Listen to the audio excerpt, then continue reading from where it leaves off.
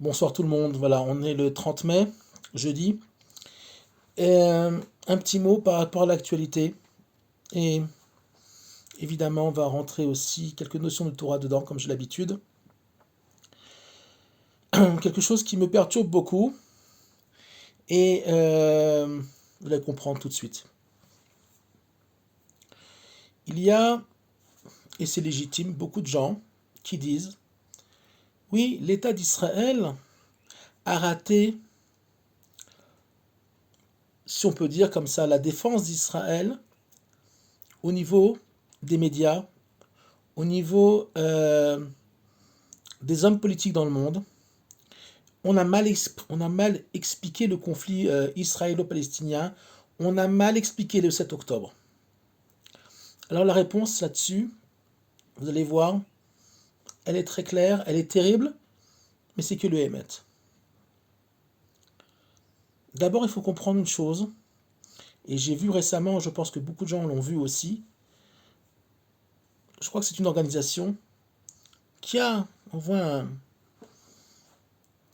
un monsieur, euh, très respectable d'ailleurs, qui explique, oui, par rapport au tribunal de La Haye, tribunal, hein, moi j'appelle ça une association de malfaiteurs. Oui, on a rentré, vous dites que on a affamé volontairement les Palestiniens à Gaza, mais moi je vais vous prouver que c'est pas vrai. On a rentré 26 000 camions, on a rentré je ne sais pas combien de tonnes de médicaments, on a rentré. Ok, on sait que c'est vrai. Il faut comprendre une chose, et là il va falloir changer de disque. Si j'avais la possibilité de parler à Netanyahou, si j'avais la possibilité de parler au monde, je l'aurais fait, mais moi je ne suis pas grand-chose. Et je suis, on va dire, avec ma petite chaîne YouTube, et j'essaye en tout cas d'expliquer les choses telles qu'elles sont réellement. Mon cher ami, mon frère juif, kol hakavod, d'abord pour ce que tu fais, mais deuxièmement, sache une chose, la vérité n'intéresse personne. Ou alors on va dire très peu de monde. 1% des gens. La vérité n'intéresse pas grand monde. À part quelques intellos, quelques journalistes en France, on va dire justes, qui font partie des justes des nations, d'accord, quelques intellectuels, et encore, il y en a très peu. Même les intellectuels juifs sont très partagés, d'accord. On a des intellectuels juifs qui sont pour un État palestinien, d'accord. La vérité n'intéresse personne. Je vais vous poser une question et vous allez voir, vous avez tous la réponse.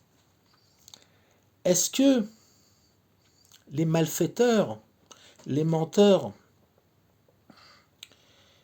la pourriture qui siège à La Haye ne sait pas qu'on a rentré 25 000 camions ou 26 000 camions?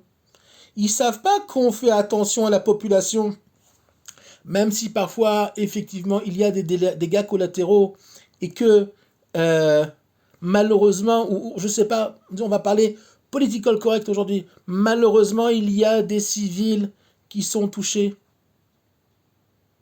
Ils ne le savent pas ça, mais ils le savent très bien. Ils le savent très bien, mieux que vous.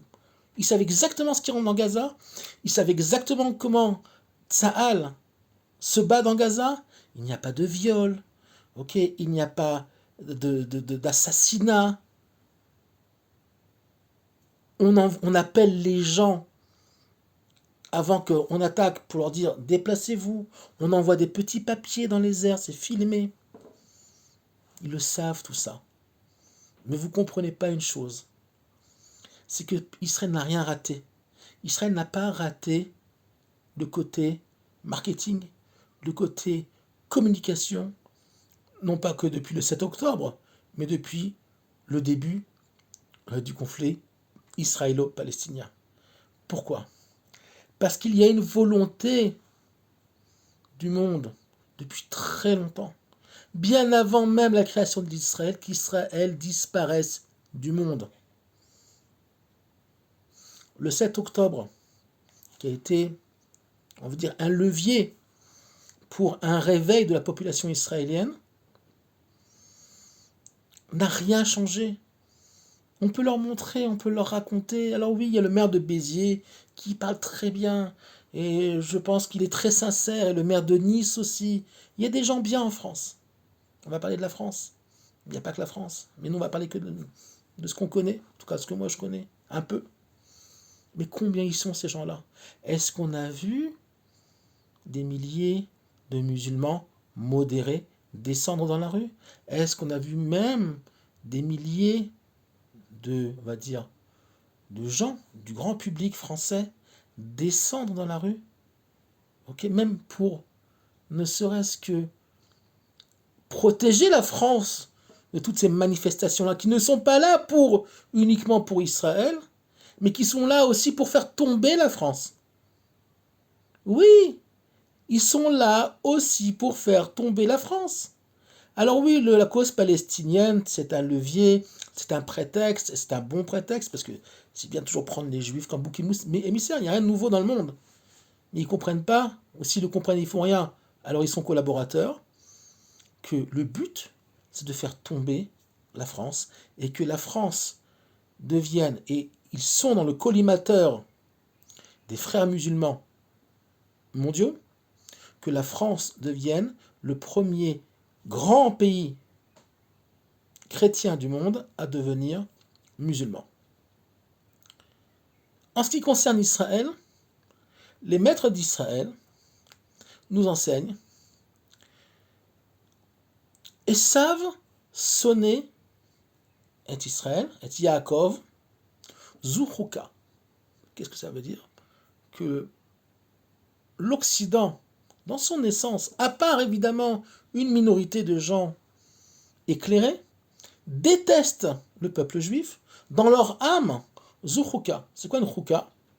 Une chouka, c'est pas une chok en hébreu, ça veut dire une loi. C'est pas une loi qui vient suivant, on va dire, une logique de la nature. C'est quelque chose qui transcende même le monde de la logique. On est dans une période d'événements surnaturels. À savoir que le conflit israélo-palestinien est en train d'exprimer quelque chose de beaucoup plus profond. Il y a consciemment, pas inconsciemment, consciemment, une volonté de l'Occident et du monde arabe de détruire Israël. Militairement, pour le moment, ils ne peuvent pas vraiment le faire. Pourquoi? Parce qu'il ne faut pas oublier qu'Israël est une grande puissance nucléaire.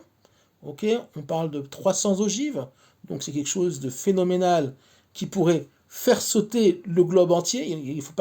Il n'en faut pas tellement plus. Donc militairement, c'est pas évident.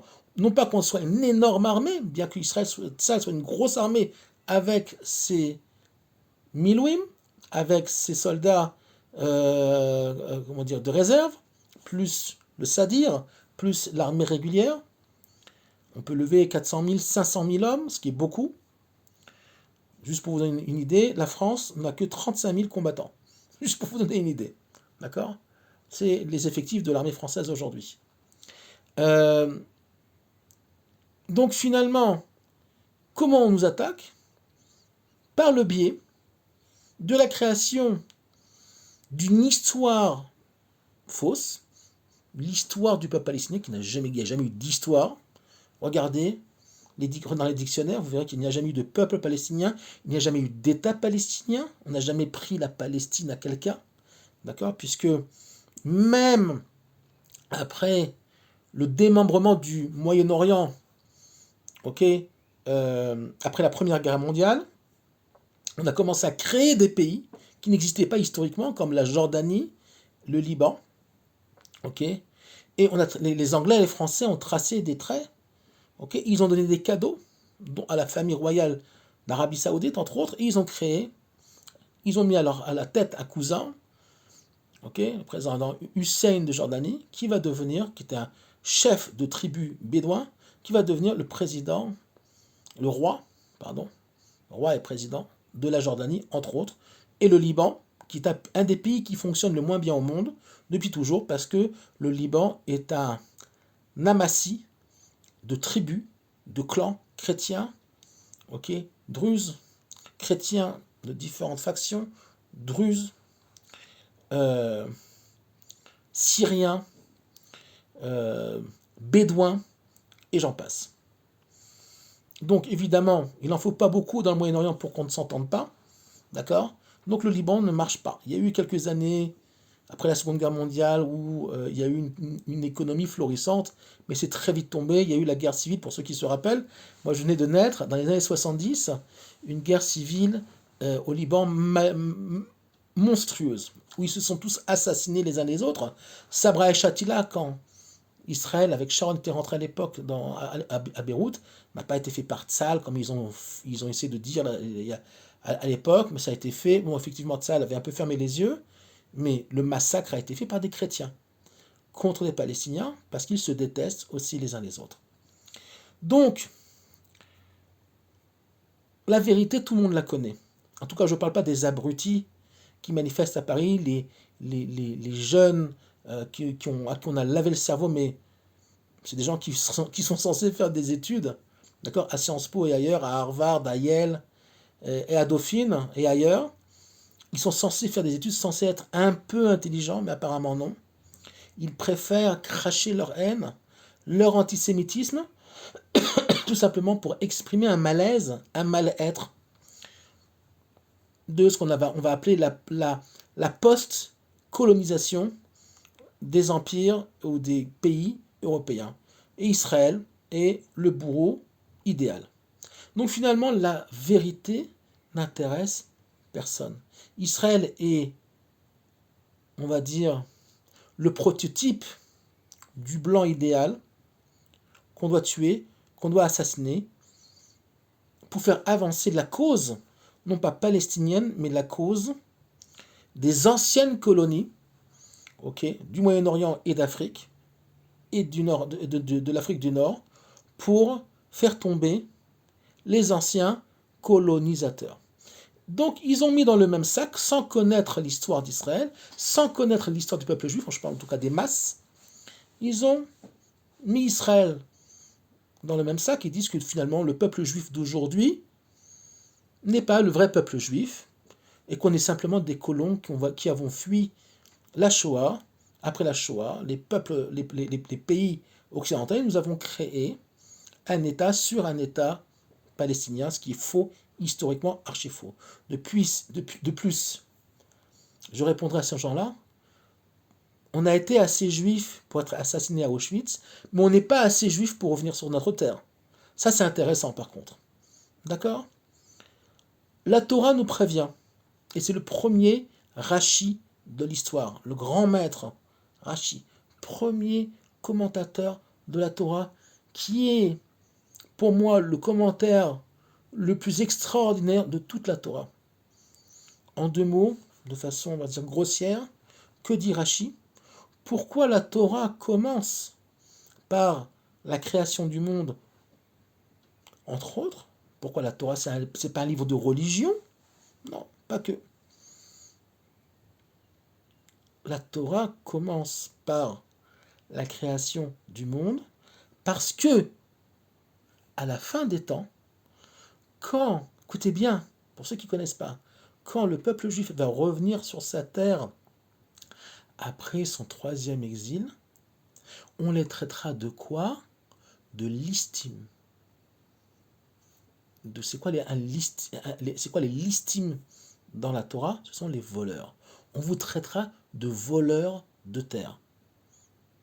L'istime athème. Comme ça, il écrit Rashi. Ce que nous diront les nations. Et Rashi donne déjà la réponse que nous devons amener aux nations du monde, que Dieu a créé la terre et le ciel, qu'il a créé Abraham, Yitzhak et Yaakov, évidemment, et le peuple juif, et étant le créateur du ciel et de la terre, il la donne à qui il veut. Et la terre, il l'a promise à Abraham, d'accord, Yitzhak et Yaakov. Et je dis bien Avraham. Ok? Je rappelle pour les musulmans qui croient qu'ils sont le fils d'Avraham, que vous vous trompez. La Torah est claire et la Torah est bien antérieure à votre Coran. bien antérieure. Quand vous étiez tous encore des païens pourris, que vous mettiez à genoux devant des statues, nous, on avait déjà reçu la Torah. Et de qui est le fils d'Ishmaël? D'abord, de la bonne de Sarah, donc la femme d'Abraham, puisque Sarah ne pouvait pas accoucher. Ishmaël a été conçu par un Avram, pas Abraham, par un Avram, pour ceux qui savent lire la Torah, regardez, par un Avram incirconcis, donc vous êtes des enfants d'un incirconcis, d'accord, et le fils de la bonne. Et vous avez été rejeté de la maison, parce que Ishmaël, justement, aya Metzachek. Metzachek, ça veut dire quoi Metzachek? Il y a plusieurs commentaires de la Torah sur Metzachek. Un, qu'il avait une tendance au paganisme. Et Sarah a dit à Avram, tu ne peux pas garder le fils de la bonne et sa mère en notre sein. Nous qui croyons en Dieu un, tu dois le dégager de la maison. Deux, qu'il faisait des attouchements à son petit frère Yitzhak, déjà à l'époque, d'accord, ok, et qu'il était d'une violence, c'est marrant, déjà à l'époque, innommable. Il avait plus de 13 ans. Donc, Abraham, quand ça s'est passé, Abraham a pris Agar, sa mère, a pris Ishmaël et les a renvoyés de la maison, en leur faisant des cadeaux. Et je vais en parler. Par contre, Yitzhak ne va pouvoir naître que quand Abraham va se circoncire. Abraham circoncis va engendrer Yitzhak, qui va engendrer Yaakov et Esav. Donc déjà, Ishmaël est en dehors de l'histoire juive, est en dehors de l'histoire des héritiers d'Abraham. Par contre, Esav et Yaakov, qui sont des frères jumeaux, eux vont par contre engendrer un problème beaucoup plus grand, plus profond, qui est d'abord un problème entre frères, et pas que des frères jumeaux. À savoir que Esav et Yaakov ne sont pas que des frères, mais des frères jumeaux. Ils vont naître dans le sein de Rivka. D'accord? Donc le conflit que nous avons avec l'Occident aussi est un conflit très profond, de haine très ancestrale, une haine due, on va dire, au premier instant de la relation fraternelle entre deux frères. Où est-ce qu'on retrouve cette même haine dans l'histoire? Bien avant le premier meurtre de l'histoire suivant la Torah, entre Caïn et Avel. C'est le conflit entre le berger et l'agriculteur, le nomade, le berger, et l'homme profondément plongé dans le monde matériel, qui va être Caïn. Caïn va tuer Avel. Pourquoi? Parce que Avel aussi avait un problème, c'est qu'il était, on va dire, et pourtant Avel était plus fort que Caïn. Mais Avel avait ce côté trop spirituel et avait oublié qu'il vivait aussi, je le fais très simplement, très schématiquement, dans un monde matériel. Ce conflit-là, on va aussi le retrouver entre les Égyptiens et le Ham Israël. Les Égyptiens avaient une haine monumentale, culturelle, contre les bergers. Les bergers étant les hommes d'esprit. À l'époque égyptienne, on va dire le top à part la famille de Pharaon et des prêtres, on va dire le top de la société, c'était d'être un agriculteur. Le métier le plus naze, c'était d'être un berger. Les bergers, c'était vraiment les losers. Le Ham Israël, va être dirigé à chaque fois. Les deux grands dirigeants du Ham Israël, les deux pôles de la direction du Ham Israël sont des bergers. C'est Moshe Rabbeinu, qui après être sorti de la maison de Pharaon va devenir un berger. Et donc pour son beau-père, Yitro, et évidemment, celui qui va donner la naissance à la royauté d'Israël, David. David était un berger. Non seulement il était un berger, mais lui-même était le 8e fils, d'accord, le 8e fils de la famille de Ishaï. C'est quoi le 8? Même dans le monde qui n'est pas de la Torah, le 8, c'est le chiffre qui représente le surnaturel. Il est en dehors de l'ordre mondial. David n'est pas dans l'ordre mondial, il est en dehors de l'ordre mondial. La royauté d'Israël est en dehors de l'ordre mondial, de nouvel ordre mondial. Ishaï avait 8 fils, mais quand Shmuel, le prophète, va venir dans la maison d'Ishaï, il va lui dire où sont tes fils. Parmi tes fils, il y a le futur roi d'Israël. Ishaï, qu'est-ce qu'il va faire? Il va lui amener les 7 fils. Il ne va pas lui amener David. Pourquoi? Parce que David, il avait un doute sur le fait que ce soit vraiment son fils. C'est une histoire en soi. Je n'ai pas le temps de tout expliquer. Je ne peux pas expliquer toute la Torah en une demi-heure. Et finalement, il dit voilà, ça c'est mes fils. David, c'est le petit voyou. C'est le berger, il est dans les champs là-bas avec ses moutons. Il tue les lions, il tue les ours. Bon, c'est un gaillard le type, mais il est un peu comme ça et on ne sait pas ce qu'il est. D'accord? C'est le petit rebut de la famille, le petit Tom Sawyer de la famille. Il est dehors. Shmuel lui dit non, amène David, je veux le voir. Et finalement, David est reconnu par Shmuel et ce sera le futur roi d'Israël. Et pas que le roi d'Israël, mais aussi l'essence même de la connexion du Ham Israël dans ce monde-là, à savoir la royauté de David jusqu'à aujourd'hui.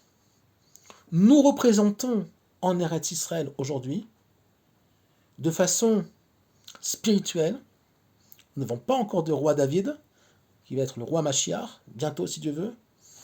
Je répète que le Mashiach n'est pas un grand homme religieux forcément, ça sera un très grand ami Racham, ça c'est sûr, mais ce n'est pas forcément le plus grand de la génération. On le sait par Rabbi Akiva, je l'ai déjà expliqué, avec Bar Korva. Il y a Rabbi Akiva qui était le plus grand de la génération, n'a pas vu en lui-même le libérateur d'Israël, il l'a vu dans Bar Korva qui était un guerrier.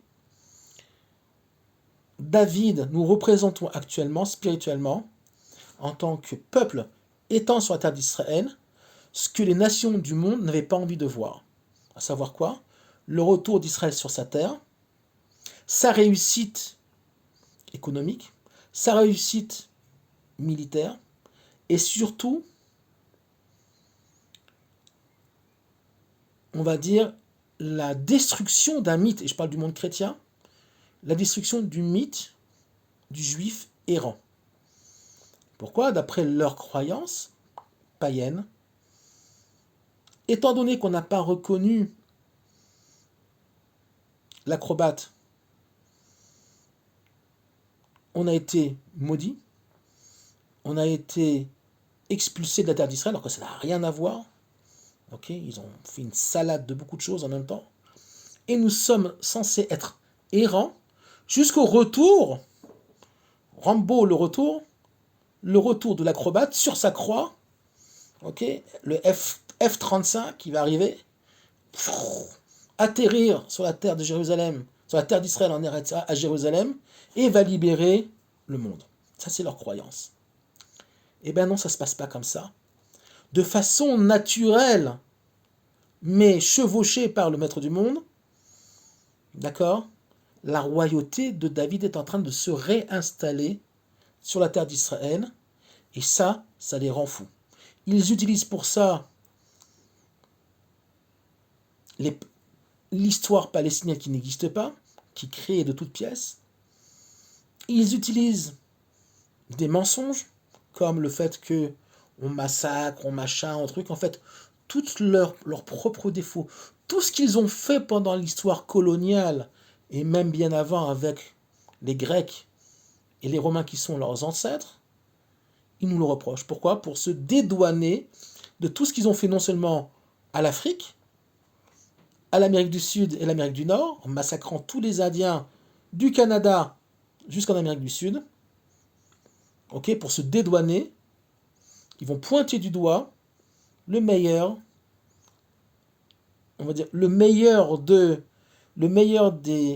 on dit en français, j'oublie mon français, le meilleur des prétextes, si on peut dire comme ça, euh, on va dire le mouton de panurge du monde, à savoir le peuple juif. Comme d'habitude, on sait très bien qu'on mangeait au Moyen-Âge, on mangeait les enfants chrétiens, on les assassinait, c'est ça, hein, et on les mettait, on prenait leur sang et on faisait de la matzah avec, le pain azim pour Pessah. Non mais franchement, qui peut croire des choses comme ça? Pourtant ils l'ont cru. Comme à l'époque, on disait qu'on empoisonnait les puits en France et les gens devenaient malades ou qu'on amenait la peste noire, etc. Tout simplement, les juifs avaient par tradition de se lever les mains 10 fois par jour. Chaque fois qu'on va aux toilettes, on doit se laver les mains. Quand on se lève le matin, avant de toucher quoi que ce soit, on se lave les mains. Donc, on a une hygiène de base que eux n'avaient pas à l'époque. D'accord? Et qu'ils n'ont pas toujours aujourd'hui, parce qu'il n'y a pas beaucoup de gens qui se lavent les mains après avoir fait pipi. Encore aujourd'hui. Et nous, en tout cas, en tant que juifs, on a la mitzvah et une bracha à faire, une réparation à faire sur le fait d'aller aux toilettes. Une fois qu'on sort, on fait Asher Yatzar. D'accord? Regardez la bracha pour ceux qui ne la font pas. Il est temps de la faire, elle est importante, très importante. Bref, il y a toujours, l'homme Israël est toujours la victime et le prétexte pour le monde pour se dédouaner de ce qu'ils sont eux-mêmes. Voilà. Donc, je vais terminer avec ça.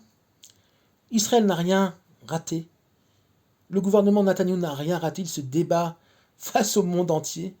Mais si j'avais pu parler à Netanyahou, je lui aurais dit ce que le rabbi de Lubavitch a dit. Il a dit, fais ce que tu as à faire, n'écoute pas ce que les nations du monde te reprochent ou ce que te demandent de faire. Fais ce qui est bon et juste pour le Ham Israël.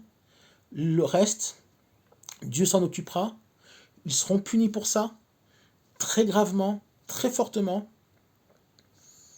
Le principal, c'est qu'on arrive à, et on va y arriver, malgré les turbulences, réinstaurer la malchoute de David, donc la royauté de David sur la terre d'Israël, et par ce biais-là uniquement, le Mashiach va pouvoir se dévoiler, d'accord, prendre la tête de l'État, construire le troisième temple, et amener ce qu'il restera des nations du monde vers ce qu'on appelle le monde futur, le Olam Haba, c'est un cours en soi. Je vous souhaite Shabbat Shalom. Nous sommes le 30 mai. Particulièrement, je demande, plus que jamais, prenez sur vous de partager mes cours. Je ne gagne rien. Je ne demande pas d'argent. Je ne demande pas de brachot. Je ne demande pas d'argent pour faire des brachot pour qui que ce soit.